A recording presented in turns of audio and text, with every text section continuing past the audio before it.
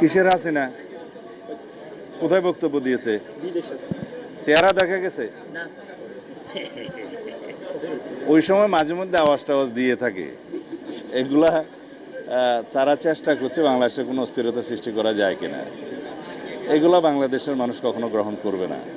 যারা গণহত্যা এবং মানবতা বিরোধী অপরাধের দায়ে দায়ী, যে জন্য তাদের কোনো অনুশোচনা নাই, বাংলাদেশের মানুষের সামনে ক্ষমা প্রার্থনা করে নাই, তাদের কোনো রাজনীতি বাংলাদেশের মানুষ এলাও করবে না কখনো।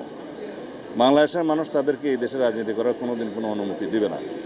তারা বিদেশ থেকে মাঝে মধ্যে উকিঝুঁকি দিতে পারে, চিৎকার করতে পারে, এগুলো আমরা মনোযোগ দিচ্ছি না।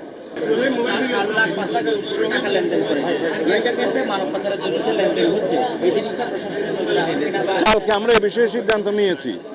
ওখানে সেনাবাহিনীর পক্ষ থেকে ক্যাম্প স্থাপন করা হবে, যাতে এই সমস্ত অপহরণ ইত্যাদির এই সমস্ত অপরাধ যেন দমন করা যায়। উনি জিওসি সাহেব পরীক্ষা করে দেখবেন, আমরা তাকে অনুরোধ করেছি এবং সরকারি পর্যায়ে সেনাবাহিনীকে আমরা অনুরোধ করব সেই সমস্ত জায়গায় ক্যাম্প স্থাপন করলে এই যে অপহরণের মতো ঘৃণিত অপরাধগুলো দমন করা যাবে বা হ্রাস করা যাবে। ধন্যবাদ। ওই যে হাসিনার বক্তব্যে কোনো অস্থিতিশীলতা যদি সৃষ্টি হয়, সেক্ষেত্রে আপনাদের পদক্ষেপ কি হবে স্যার, বা তার বক্তব্য দেয়াকে আপনারা কিভাবে দেখছেন?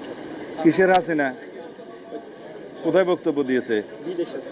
চেহারা দেখা গেছে? ওই সময় মাঝে মধ্যে আওয়াজ টাওয়াজ দিয়ে থাকে। এগুলা তারা চেষ্টা করছে বাংলাদেশে কোনো অস্থিরতা সৃষ্টি করা যায় কিনা। এগুলা বাংলাদেশের মানুষ কখনো গ্রহণ করবে না। যারা গণহত্যা এবং মানবতা বিরোধী অপরাধের দায়ে দায়ী, যে জন্য তাদের কোনো অনুশোচনা নাই, বাংলাদেশের মানুষের সামনে ক্ষমা প্রার্থনা করে নাই, তাদের কোনো রাজনীতি বাংলাদেশের মানুষ এলাও করবে না কখনো। বাংলাদেশের মানুষ তাদেরকে এই দেশে রাজনীতি করার কোনোদিন কোনো অনুমতি দিবে না।